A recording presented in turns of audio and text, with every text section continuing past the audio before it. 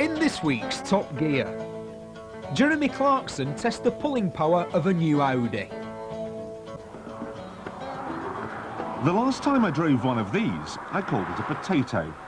But now the Mondeo is available with a hunking great V6 engine, it has become a chili pepper.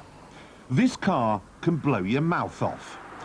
But how does it compare to a similarly priced BMW, the 318i? Well, the Ford will cost you £16,300, the BMW £16,800. The Ford develops 170 horsepower, the BMW 115 horsepower. The Ford does 140 miles an hour, the BMW's out of puff at 125. The Ford does 0 to 60 in 8 seconds, the BMW does it in 11. It is a bit of a walkover, really, and on top of everything else, the Ford is bigger and better equipped.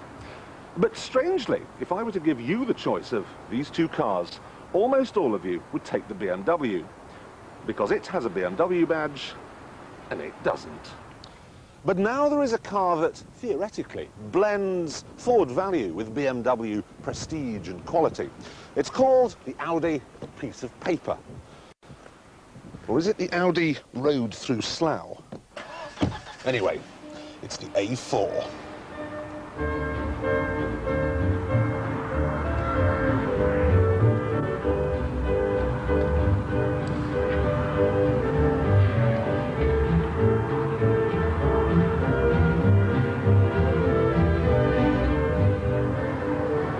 It does look remarkably similar to the old 80, but every panel is new. The engine is new.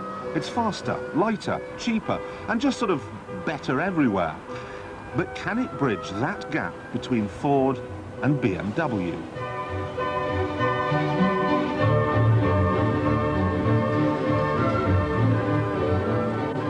Well, let's start off with value. This model costs £16,700, so it's a wee bit more than the Ford. But it is better equipped. Quite apart from the luxuries you'd normally expect, you get an electric sunshine roof, an alarm, an engine immobiliser, anti-lock brakes, an airbag. Though I am disappointed to note that Audi's clever Procon 10 safety system, which pulled the steering wheel forward in the event of an accident, has been dropped. So the first round goes to the Audi. But what about power from that puny 1.8-litre engine? It isn't all that puny, actually, because this car has 5 valves per cylinder. Now, we've seen that before on a Ferrari 355, but this is the first normal, ordinary, four-door saloon in the world to have such technology. It does 127 miles an hour, just 2 more than the BMW, but a win is a win. And anyway, Audi say they weren't trying to maximise power with the new engine. They wanted maximum economy. So not surprisingly, they've beaten BMW on that front too. This Audi is shaping up rather nicely. And that's before you get to the question of build quality. My family's run Audis for 20 years or more now. We've done over 250,000 miles in them. And they've never, ever gone wrong. Unless, of course, you count that time 17 years ago when I was 17 and I attempted to take a 30-mile-an-hour bend at 70. Sorry, Mum.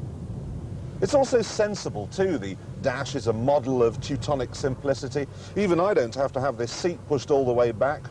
Rear space is a wee bit cramped, but the boot, I'm happy to say, is much, much bigger than it was in the old 80.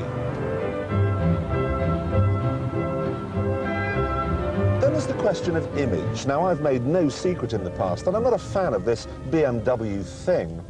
I find them a bit like golfing trousers, a bit brash, a bit nasty. I mean, have you ever been let out of a side turning by someone in a BMW?